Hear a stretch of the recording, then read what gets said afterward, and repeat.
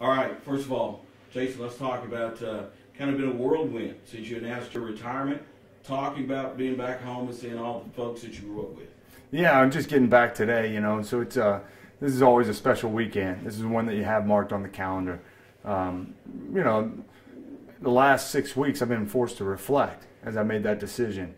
And as I reflected back on the journey and the ride, I can't help but think this is where it started for me. And so it's, puts a smile on my face. I appreciate the sacrifices and the commitment and the people that allowed me to chase my dreams. Steak and burger. First of all, I had to ask, just what is that? Who gets the steak, who gets the burger? I found that the adults get the burger, kids get the steak. But the main thing is, it's all for the Boys and Girls Club. How has the Boys and Girls Club impacted your life? Well, it's been a huge opportunity for me.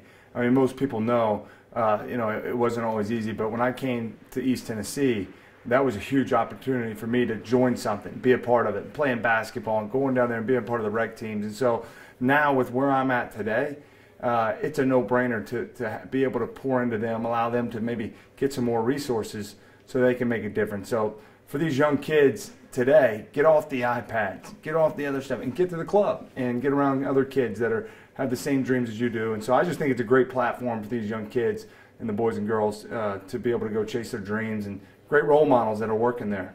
Talk about being a father. I met your boys. I don't think I've ever met your boys. I met them just a minute ago with your brother Ryan. Talk about being a father and talk about some of the things that obviously you learned growing up from your grandfather that you've tried to instill into them. Well, I think, when you go on this road and you become a professional athlete, and the successes you have, you realize there's a huge platform to have that you can make a difference. And, I've got myself, as my boys have come to age, that I'm repeating the same things to them that my grandfather said to me.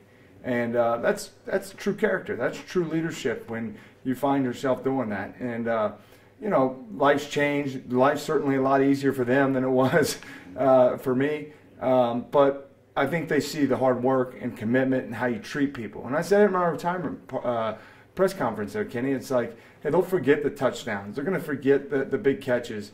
But what they won't forget is how you treated them. And certainly that's what I try to do, and what my wife and we try to instill in our kids.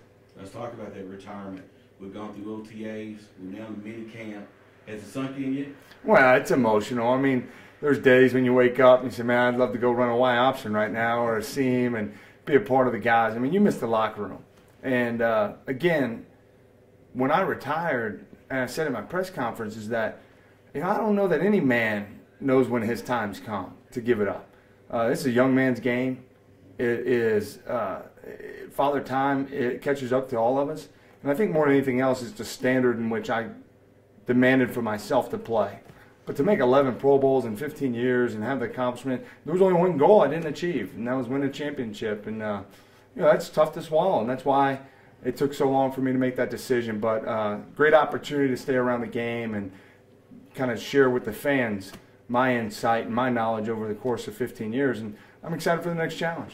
Had this opportunity not come up to go to Monday Night Football, would you still retire? Would you still be playing? And if so, for how long? Well, I think for a long time I've been thinking about the last couple of years. I was in a meeting with Jerry at the end there, and I said, Jerry, I've been year to year for about 3 years now. I've been day to day for about 3 years. And, I'm 36 years old. And, if you're lucky to make it to your 30s in pro football, you're fortunate. And for me, I think it was always thinking about, will I coach? Where will the next step? And I'm a big believer that you don't look back.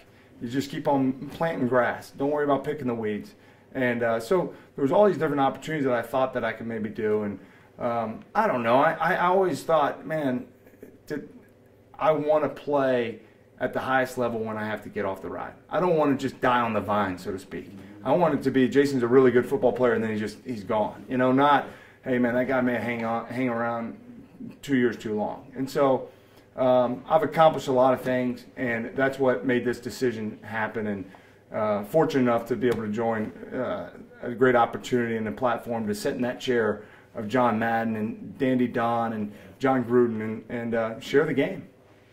any type of shtick you're gonna have? Turn out the lights? Is that gonna be you? I mean, you're entering into a world of makeup and people putting powder on your nose. I mean, you ready for all that? Well, I'm hoping you can give me some tips here this weekend. But more than anything, because I know there was many Friday nights my grandfather and family sat around watching you tell the recaps of the game. I never knew how you got through the game so quickly.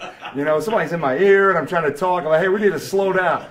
They said, this is Monday Night Football, buddy. You got to get used to it. But I think more than anything else, as you embark on a new challenge, is that, you know, when I look at it, and that's what when I made the decision, like, what do I want to be as a broadcaster? And my buddy Tony, he had great success in his first year. But I think it's John Madden. And really, you're comparing yourself for what you want to become the greatest to ever do it. And, you know, I don't know if I have that boom, bam, look at, you know, I don't know if I have any of that stuff. But I know that I'm very genuine and I have a very authentic way to communicate. And I have a passion and love for the game, just like the fans across the country do. And so I want to share that. And, you know, hopefully I make them proud and they enjoy watching. Just in case we don't sit down again like this over the next 5 years, we talked about this 10 years ago. Next stop is Hall of Fame. Talk about that. A Hall of Fame where you're enshrined, your kids, their kids, forever will be able to see what you accomplished, not only as on the football field, but also as a person. Well, it puts chill bumps on my arms and hair on the back of my neck stand up. Not that, hey, look, will it be first ballot? Will it be second year? We have to wait a few years. I mean, just to be mentioned with those men. And I was fortunate enough last year to go up there when Jerry Jones got inducted. And I just took a minute to sit around. I saw a couple of my stats that I was able to achieve over the course of my career, and it's recognized there. And just seeing that, a pair of gloves or, you know, that represent the cleats that are sitting in the Hall of Fame in Canton. And to think that there's a possibility that maybe there can be a bust up there. And I'm honored because I never thought about that when I was playing. I just said, hey, I'm just trying to have a good day today. Just, you know, and when I look back at it, and I know in 5 years I'll probably do the same thing, the journey is the reward. And I see so many people in there tonight that made a difference. Certainly my grandfather, my grandmother, my mom, my brothers, Coach Fulmer, and so many more along the ways over the last 15, 20 years. And, you know, it'll be no different if I'm fortunate enough to join that. But I just played the right way. And sometimes when you look back, as you said, you be proud of how you did it, because there is a right way to do it. And I wasn't perfect, but I tried like heck to do it the right way.